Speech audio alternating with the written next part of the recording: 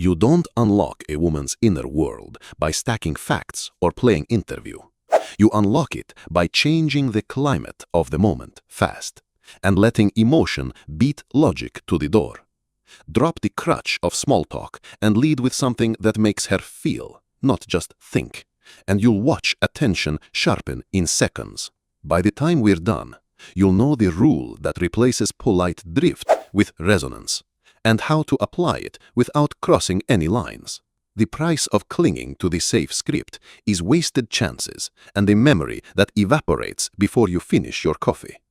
Picture yourself at a cafe, trading names of jobs while the air goes thin. Nothing rises, so nothing sticks. Now picture the same scene, where you add one playful beat that tilts the frame. The air thickens, her eyes check in, and a story begins. The difference is not louder words, but a bolder premise. Before we move, set the boundary that keeps this clean. You are here to offer a vibe worth joining, not to pressure anyone into reaction. Read reciprocity, reward comfort, and be twice as quick to ease off as you are to escalate. Consent and respect are not disclaimers tacked on later. They are the frame that makes confident play safe to receive. Here's why the old approach fails, even when you are charming. Logical rapport runs on information and sequence, which feels tidy but flat in a first minute that begs for spark. Asking the resume version of her life pins identity to roles and timelines, and that drains color from the moment.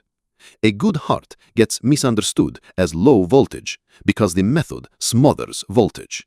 So trade the habit, not the self. Stop chasing topics and start leading the climate. When you guide the emotional rhythm, meaning finds you. When you chase meaning first, rhythm dies. The mechanism is simple. Humans follow state before they follow story. And your job is to light a state she enjoys standing in. Call this the active signal rule. Don't wait for an opening. Be the opening that feels safe. A crisp, playful signal gives her something to react to, and reaction is the start of truth. This is not volume, it is intention and timing. The line to remember is short enough to carry. Intention over text, rhythm over detail. The first lever is an emotional spike that breaks the flat line without breaking rapport. Surprise gently, like saying, "You looked like you were about to leave, then something made you stay. Did I guess right, or am I inventing a movie?" The goal is not to be clever, but to jolt the scene into color so both of you can see.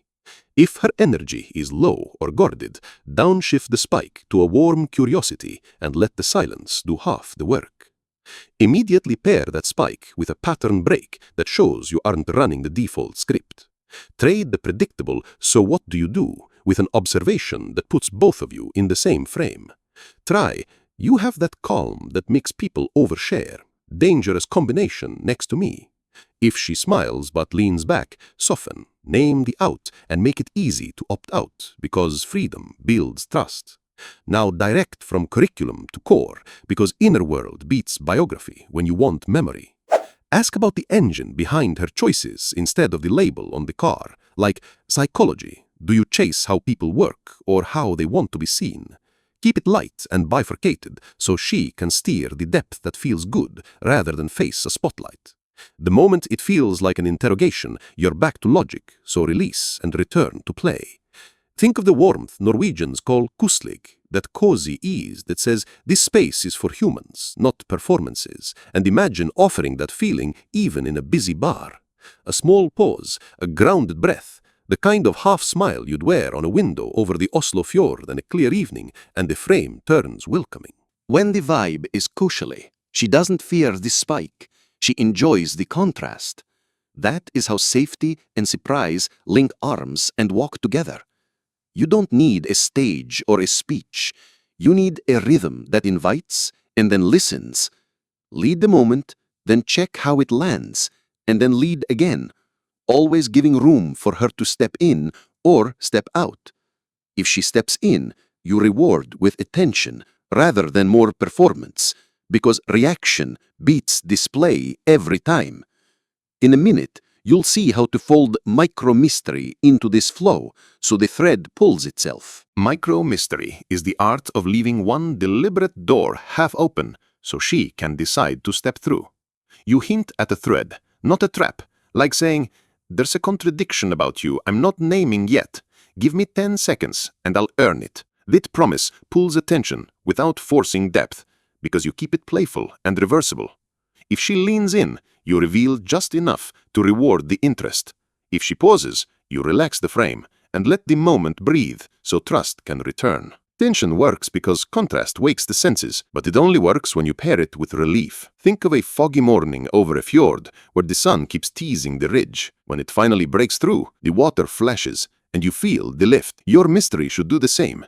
One beat of concealment followed by a beat of clarity, then a smile. You are building rhythm, not riddles, and rhythm says you see her, not just your own cleverness. A small mystery you can use is to mark equality and park it. You have that look people get when they carry two different plans, the stubborn one and the fun one. If she laughs, invite her to decide which plan is winning today and let her story make your point for you. If she resists, you soften. "I could be wrong, my guesses have their own mind," and pivot to something lighter. The openness is the safety. The permission to be wrong is the warmth. Now layer humor that places you as the prize without chest beating. A line like, "Zero pressure, but sitting here is statistically the luckiest seat in this cafe," carries value through tone, not ego. If she plays back with a raised brow, you amplify the joke by pretending to take notes, then mock your own seriousness. This mix of playful certainty and self-amusement communicates abundance, which is more attractive than any biography you could recite. Keep one eye on janteloven, that Scandinavian instinct to downplay bragging. Use its spirit to temper your confidence with ease. Understatement makes boldness easier to receive, so let the punchline land like a wink, not a gavel. You are not auditioning, you are hosting a good mood. And in Norway, a good host is calm enough to leave space on the table. That balance keeps you magnetic without drifting into performance. Shift your focus from displaying to provoking reaction, because reaction is proof you're in the same moment. Offer an invitation, then pause and actually watch what happens instead of rushing to the next trick. The pause is not empty. It is where her micro-expressions tell you whether to double down or downshift. When you see the spark, a tiny shoulder drop, a longer glance, you reward it with attention instead of more words. Practice a cadence that breathes. Speak, notice, calibrate, then lead again. If you feel her energy climb, you can sharpen the play. If it dips, you ease into something cozier, like sharing a quick, specific scene rather than a claim. Imagine sitting in a wooden cabin after a day of friluftsliv, cheeks warm, air crisp. That image carries more state than 3 facts about your week. The more your words deliver a feeling, the less you need to convince. Frame yourself as someone with places to go and standards to keep, not because it's a pose, but because it's true.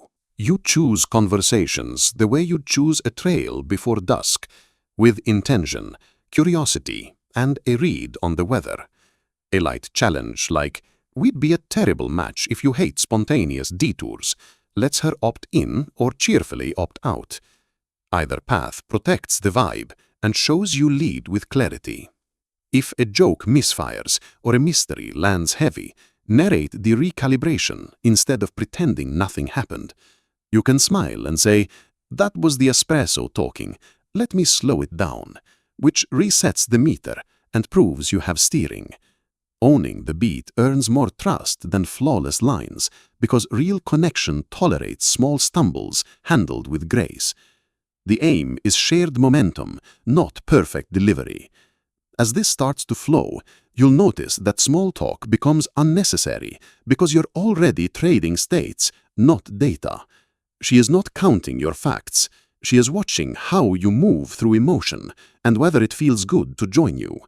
Keep that center, and the details of her world will surface naturally once the climate is right.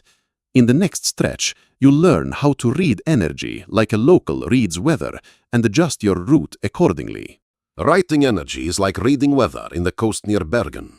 You start by assuming it can change quickly, and then you watch the small signs. If her shoulders soften and the eyes get a fraction slower on the return, the front is warming and you can linger in a playful pocket.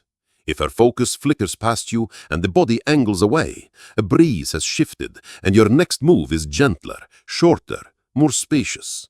Talk a shade slower than the room, let pauses land, and treat the silence like a fjord that carries your words farther than volume ever could. A simple way to calibrate in real time is to name and float what you feel instead of pushing through it. You might say, I'm getting two signals from you, the curious one and the cautious one. Which should I feed right now? And then go quiet long enough to hear the answer that isn't spoken. When she laughs in relief or gives a small shrug that says, proceed, you expand the color by one tone and keep it playful. When she blinks fast or glances for a social exit, you lighten the frame and give her an easy off-ramp because safety is the only real green light.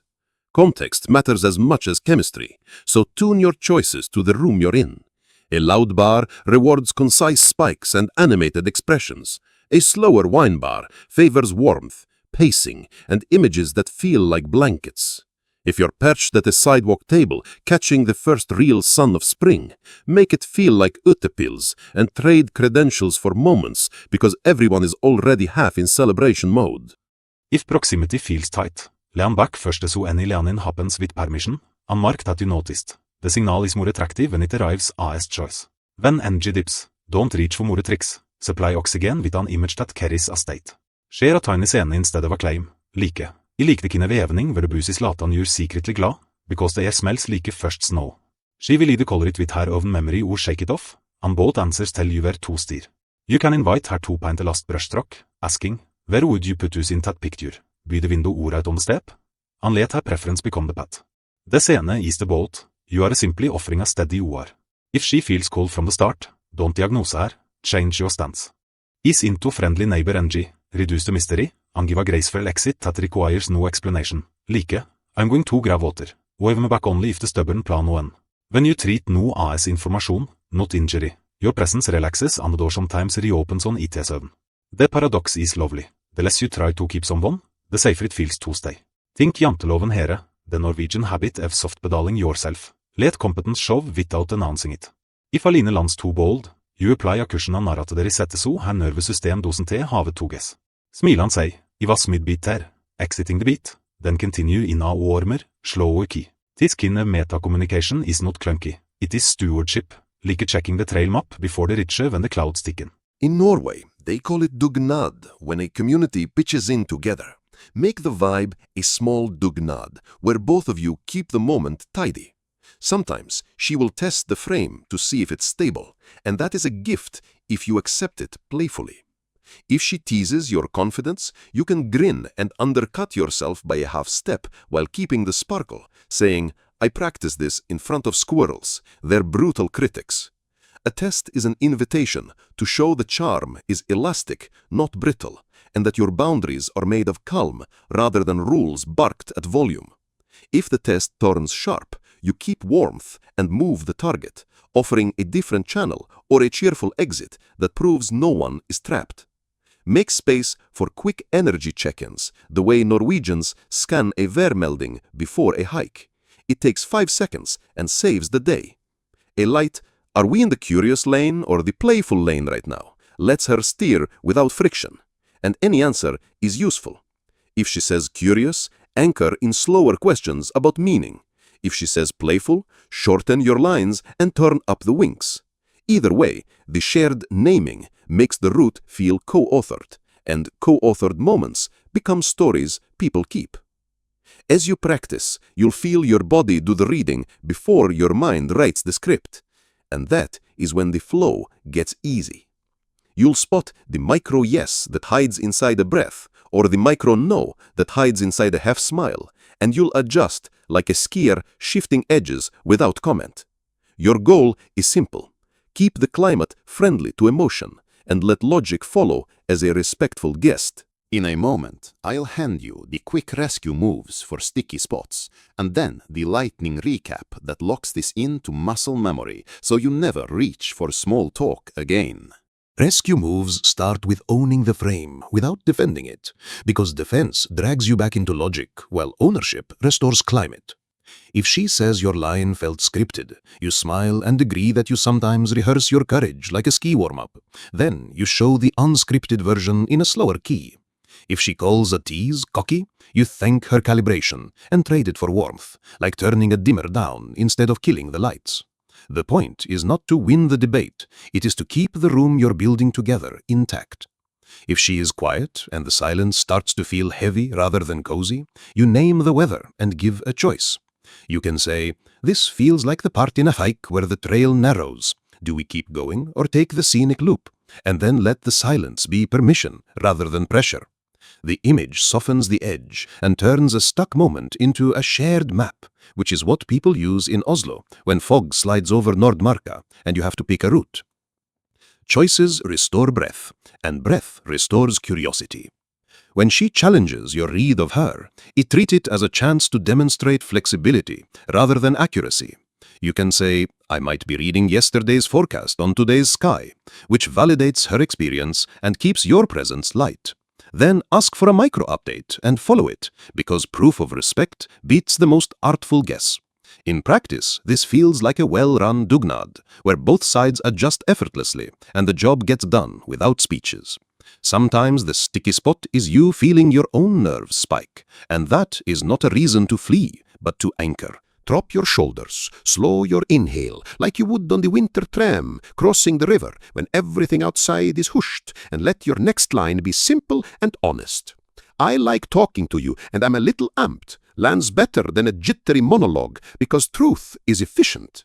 Calm spreads by contact, and you are the first surface it touches. If she indicates she is not interested, you exit with grace that leaves both of you taller. A clean line like, "Nice to meet you, enjoy your evening," without the extra justification, keeps dignity intact and opens the door for friendly neutrality later. Treating a no as information mirrors janteloven in practice. No need to grandstand, just a quiet respect for space. Paradoxically, that steadiness is the trait people remember when the context changes. If she says yes to continuing, but her attention keeps getting pulled by the room, shrink the stage and offer something that competes because it feels alive, not loud. Share a sensory fragment, like the smell of waffles outside a hytte after a long ski, and invite a quick association before the next interruption arrives. The brain tunes for novelty tied to feeling, and little scenes carry more grip than titles or claims. You are not fighting the environment, you are giving it something warmer to carry. There will be moments when the conversation tips too deep, too fast, and that is where you steer to play without trivializing. You might say, "Parking that thought on the windowsill for a minute. Tell me the pettiest hill you're willing to die on, and watch the air lighten as laughter comes back." This gear shift proves you can hold gravity without living in it, like a guide who knows when to leave a steep pitch for an easier traverse. Play protects depth by preventing strain. When you want to move things forward, use clarity that respects both people's timeline rather than reaching for tactics. You can say, "I'd continue this over a short walk. If you're not feeling it, zero worries, and let her choose while you stay calm either way." Clarity always beats ambiguous hovering because they feel like competence, not desperation. Think of Utepil's season when the sun finally returns. The invitation is simple, the vibe is celebratory, and no one argues with daylight. Finally, remember that your goal is not to impress, but to co-create a mood where the best version of both of you shows up. When that mood is present, information flows on its own, and the so-called inner world is not a vault you crack, but a window that opens from the inside. Your role is to keep the weather good. A little contrast, a lot of safety, and just enough mischief to make the memory stick. Next, I'll give you the lightning recap that fits in half a minute and the closing rhythm that seals the rule so you can carry it anywhere without scripts or small talk. Lightning recap, then we seal the rule. You begin with an emotional spike that wakes the moment without jolting the nervous system. Something playful that says, "This is not another polite drift." You follow with a clear pattern break, so both of you step off the script and into a frame you are hosting. You pivot from curriculum to core by asking about the engine behind her choices rather than the labels on the hood, which is how identity peeks out without pressure. You lace in micro-mystery and a touch of tension, then pair it with relief so curiosity has a safe place to land. You season the flow with humor that treats you as the prize but carries janteloven's restraint, confident and light at the same time. You favor provoking reaction over performing, pausing for the small tells that guide your next move. And across it all, you read energy like a weather map and calibrate before you escalate. If you want to feel this in your bones, imagine a short scene and walk it once a day. Picture a small cafe where steam ghosts the window and the room hums with low talk. You arrive calm, start with a playful read that could be wrong, then hold a warm pause. She gives you a spark in the look back, and you switch lanes, naming the curious and the cautious, and asking which one gets dinner tonight. You offer a half-open door with a line about twin plans. She chooses the one with mischief, and you reward the choice with attention rather than volume. By the time you're describing a memory that smells like first snow outside a hytte, you will have created the climate where information arrives unforced. This is where consent breathes, not where it is recited as a shield. You make every move reversible, and you keep your eyes on reciprocity, ready to downshift or exit without drama. Safety is the frame that lets boldness be enjoyed, and respect is the current that keeps both of you upright when the river turns. Memory needs feeling to stick, and feeling follows rhythm, so keep the cadence simple enough to run under any weather. Speak, notice, calibrate, lead again, always leaving more space than you think you need. Norwegians talk about koselig for a reason. A room that feels like candlelight and wool is a room where people open the window from the inside. When the vibe is koselig, even a sharper tease lands like a wink because it arrives cushioned in ease. To build fluency, rehearse your courage the way skiers warm their legs before the first run, and let your lines be alive, not memorized. Try a daily micro-drill where you replace one transactional question with a bifurcated curiosity that lets the other person steer depth. Check the værmelding on the energy before you add spice, and then adjust like you would before choosing a trail in Nordmarka. When you treat mistakes as wind shifts rather than verdicts, your presence stays steady and the conversation feels co-authored. The rule you carry out of this is compact enough to remember when nerves rise. Intention over text, rhythm over detail, reaction over display. You are not fishing for topics, you are offering a state worth joining, then listening to what it does. The active signal rule simply means you create the opening and make it safe, again and again, until the story writes itself. Do this, and your words will feel like daylight after a long winter, uncomplicated, welcome, and energizing. If you want a single closing move that travels, keep this. Make a clear offer and make the no easy. You can say you'd continue the conversation over a short loop around the block or a quick espresso, and that zero worries is built into the invitation. Clarity reads as competence, and competence relaxes people enough to follow their yes. That is the opposite of pressure. That is what steady feels like from the outside. When it all clicks, you won't need small talk, because the air will already be carrying something warmer. You'll watch her shoulders lose that millimeter of guard, feel the tempo slow to a good key, and find the inner world offering itself in the ordinary details of a story. You won't have cracked a vault, you'll have set a climate, like the sun that finally rides high in late spring and nudges people out for utepils along the quay. That is how you unlock in minutes. You change the weather, keep it safe, and let curiosity do the rest.